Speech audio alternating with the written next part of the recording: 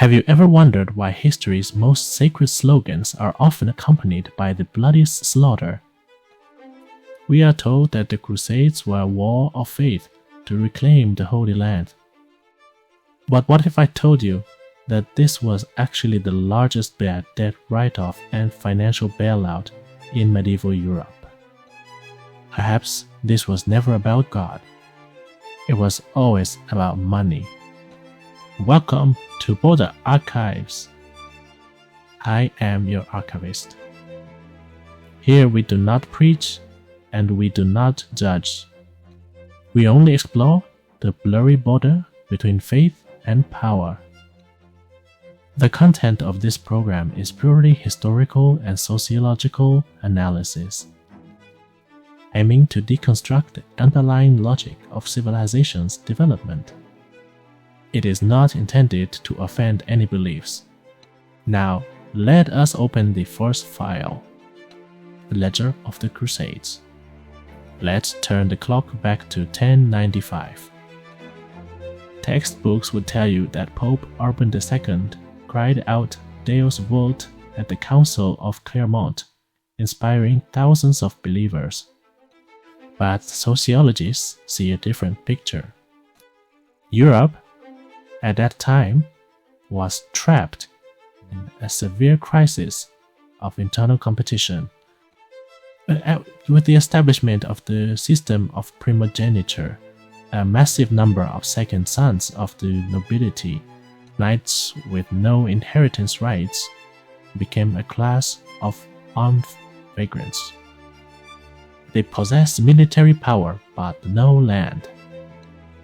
They fought, looted, and created chaos within Europe. For the ruling class, these hyperactive armed men were not assets. They were a massive security risk. At the same time, Europe had suffered years of poor harvests, and the economy was on the brink of collapse. Simply put, Europe Inc. was suffering from overcapacity, insufficient domestic demand, and extremely poor liquidity. At this moment, the Pope proposed a genius solution. Instead of letting these hooligans set fires in our own backyard, let's send them to the east to rob. To reclaim the Holy Land. This is the most fascinating part of this file. The financialization of motivation. The Vatican offered an incredibly tempting condition, the plenary indulgence. Sounds very religious, right? But under the legal system of the time, what did that mean? It meant that for anyone who joined the crusade, not only were the sins of their soul forgiven, but their debt lawsuits in secular law could also be paused, or even exempted. In that era, this was essentially a state-level debt restructuring. Many bankrupt knights and minor lords who were drowning in debt realized that as soon as they sewed the Red Cross onto their chest, creditors could no longer knock on their doors. The church would even protect their assets. So, when you see thousands selling their property to embark on this journey, don't just see piety. You must see a group of desperate debtors seeking a chance to turn their fortunes around. This was a gold rush in the name of faith. The most ironic legacy of this war was not the reclamation of Jerusalem, but the invention of modern banking. The soldiers went to the east and looted money, but how could they bring it back? The roads were full of bandits. Thus, a military order called the Knights Templar emerged. They invented an epoch-making financial product, the letter of credit. You deposit gold at the temple in Paris, receive a parchment with a cipher. And when you arrive at the temple in Jerusalem, you can withdraw the equivalent amount of gold.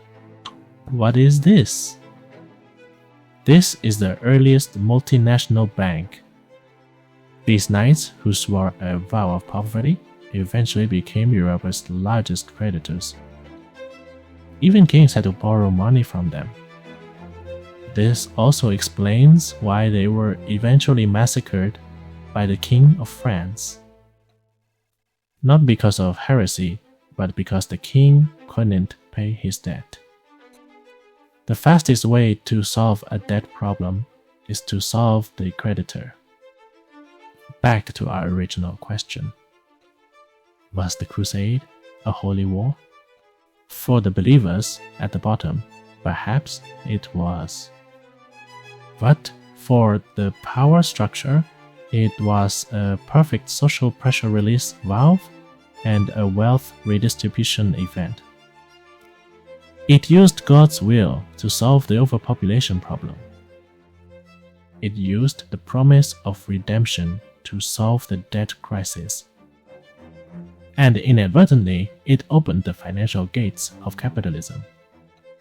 So, when we stare into the abyss of history, we often find that the giant wheel of civilization is turned not just by the light of faith, but by the sound of clashing gold coins. This is today's Modern Archives. Do you think modern society still has mechanisms similar to the Crusades, using noble causes to solve economic pressure? Welcome to the comment section to share your thoughts. Don't forget to subscribe and ring the bell. I am the Archivist, and I will see you in the next file.